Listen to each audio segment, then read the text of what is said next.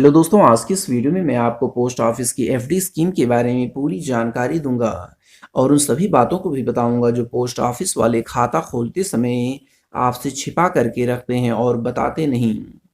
साथ ही साथ हम जानेंगे कि यदि आप पोस्ट ऑफिस में 10,000, 20,000, 50,000, 1 लाख, 5 लाख या 10 लाख रुपए की एफडी 5 साल के लिए करते हैं तो आपको कुल कितने रुपए का रिटर्न मिलेगा। वैसे आप नीचे कमेंट करके ज़रूर बताएं कि आप पोस्ट ऑफिस में कितना रुपया लगाना चाहते हैं, ताकि मैं उसी के अनुसार कैलकुलेटर से कैलकुलेट करके बताऊं कि आपको कुल कितने रुपए का रिटर्न मिलेगा। तो चलिए जान लेते हैं पोस्ट ऑफिस की फिक्स्ड डिपॉजिट स्कीम 2026 के बारे में पूरी जानकारी। जैसे कि 2026 में एफडी करने पर कितना ब्याज दर मिलेगा, टैक्स बेनिफिट कितना और कैसे मिलेगा, टीडीएस कितना और कैसे कटेगा, समय से पहले एफडी तोड़ने पर क्या होगा, कितने पैसों से एफडी शुरू कर सकते हैं, ये सारी जानकारियाँ आज की मैं इस वीडियो में मैं आपको बताऊंगा। तो आइए दोस्तों, सबसे पहले देखते हैं कि पोस्ट ऑफिस की ब्याज दरें क्या चल रही हैं वर्तमान समय 2026 में। तो देखिए दोस्तों, अगर आप 1 साल की एफडी करते हैं तो आपको 6.9% का ब्याज मिलेगा। 2 साल की एफडी करते हैं अगर आप हैं तो 7% का ब्याज मिलेगा। 3 साल की अगर आप एफडी करते हैं तो आपको 7.1% का ब्याज मिलेगा। 5 साल की अगर आप एफडी करते हैं तो आपको 7.5% का वार्षिक ब्याज मिलेगा।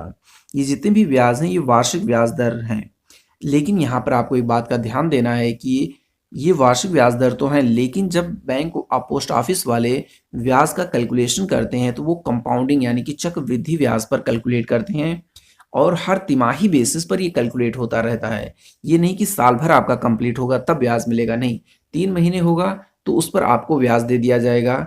जितना अमाउंट बनेगा फिर उसके 3 महीने बाद ब्याज बनेगा। इस तरह से ये काम करता है। आगे देखते हैं टैक्स बेनिफिट के बारे में। तो देखिए दोस्तों, अगर आप 1 साल, 2 साल, 3 साल या इवन 5 साल की एक सामान्य एफडी करते हैं तो फिर आपको कोई भी टैक्स बेनिफिट नहीं मिलेगा। अगर आप टैक्स बेनिफिट प्राप्त करना चाहते हैं तो इसके लिए आपको पोस्ट ऑफिस की टैक्स सेवर एफडी में निवेश करना होगा, जो कि 5 साल की होती है। ये सामान्य एफडी से अलग होती है, ठीक है। इसके तहत आपको 1.5 लाख रुपए तक का छूट मिल जाएगा। लेकिन यहाँ पर आपको एक बात का ध्यान देना है, ये एक लॉक इन पीरियड एफडी होती है। जब आप इसमें पैसे लगा देंगे तो आप इसे निकाल नहीं सकते हैं। 5 साल कंप्लीट होगा तभी आप जितने भी पैसे होंगे वो प्राप्त कर पाएंगे।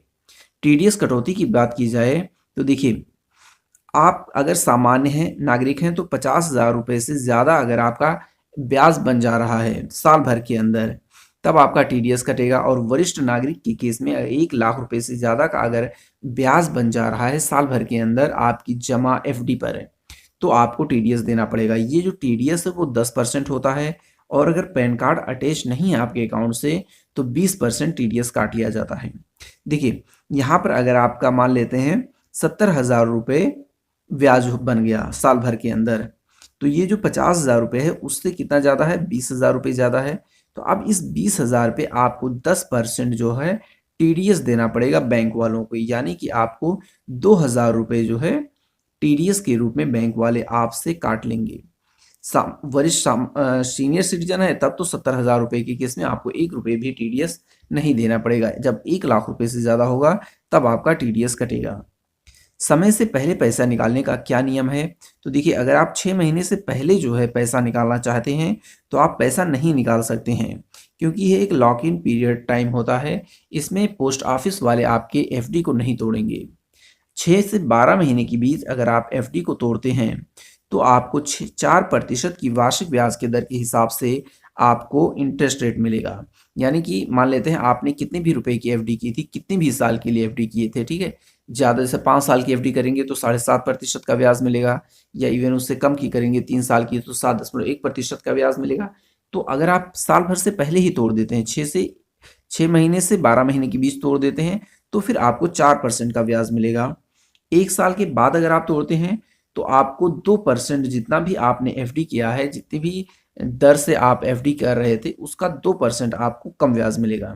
यानी कि मान लेते हैं आपने 5 साल के लिए एफडी किया था 1 लाख रुपए का, तो 5 साल के केस में आपको 7.5% का ब्याज मिलना चाहिए था। लेकिन क्या होगा, आपको कितना मिलेगा, 2% कम मिलेगा, यानी कि 5.5% जो है आपको कम ब्याज, 5.5% के हिसाब से आपको ब्याज मिलेगा।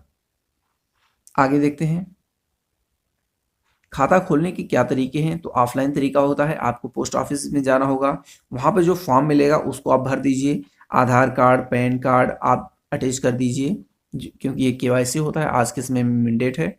और आप जितने रुपए भी जमा करना चाहते हैं वो पैसे आप जमा कर दीजिए। अब आपका अकाउंट ओपन हो जाएगा, आपको पासबुक मिल जाएगा। इसके अलावा जो दूसरा तरीका होता है वो होता है ऑनलाइन। ऑनलाइन में क्या होता है, अगर आपके पास सेविंग अकाउंट है पोस्ट ऑफिस का और आपने नेट बैंकिंग ले रखा है, तो बिल्कुल आपको नेट बैंकिंग ओपन करना है। वहाँ पर एफडी में निवेश करने का ऑप्शन आपको मिल जाएगा। बिल्कुल आसानी से कुछ ही मिनट के अंदर आप एफडी में निवेश कर सकते हैं। जमा राशि की अगर बात की जाए तो आप मिनिमम जो है 1,000 रुपये से एफडी शुरू कर सकते हैं और अधिकतम की यहाँ पर कोई भी सीमा नहीं है। आप जितना रुपया चाहें उतना रुपया जमा कर सकते हैं। वहीं अगर समय सीमा यानी टेन्योर की बात की जाए तो पोस्ट ऑफिस में 4 तरह की एफडी होती है। 1 साल की एफडी होती है, 2 साल की एफडी होती है, 3 साल की एफडी होती है और 5 साल की एफडी होती है। आप अपनी ज़रूरत के हिसाब से जो भी सुटेबल आपके लिए लगे उसमें आप निवेश कर सकते हैं। लेकिन यही 4 तरह का होता है। ये आप चाहें कि मैं 6 साल की एफडी करूँ, नहीं कर सकते हैं।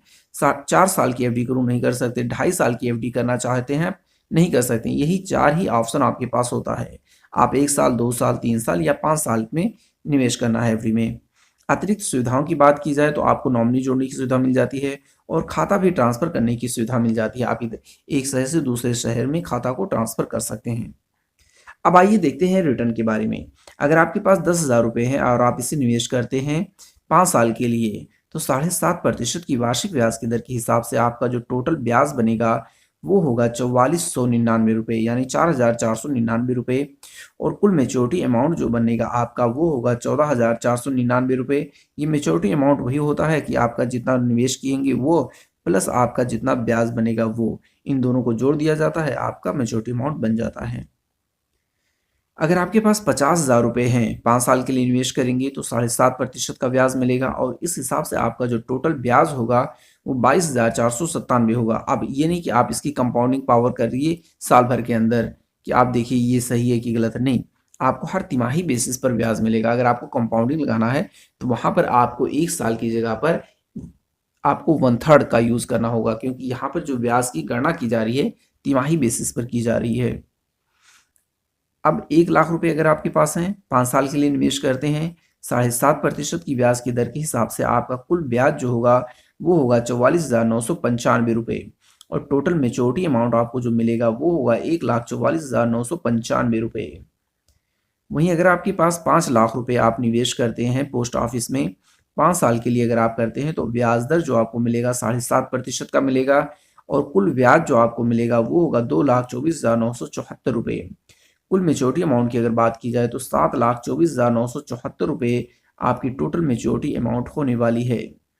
अगर आप 10,00,000 रुपये जो है निवेश करते हैं 5 साल के लिए तो आपको 7.5% की वार्षिक ब्याज की दर के हिसाब से आपका कुल ब्याज जो होगा वो होगा 4,49,948 रुपये और कुल मैच्योरिटी अमाउंट आपकी जो बनेगी वो होगी 14,49,948 रुपये। तो दोस्तों आप नीचे कमेंट करके ज़रूर बताएं कि आप पोस्ट ऑफिस में कितना रुपया जमा करना चाहते हैं, ताकि मैं उसी के अनुसार कैलकुलेटर से कैलकुलेट करके बताऊं कि आपको कुल कितने रुपए का रिटर्न मिलेगा। अंत में आपसे एक छोटी सी रिक्वेस्ट है कि वीडियो को लाइक और चैनल को सब्सक्राइब कर लें। Thank you.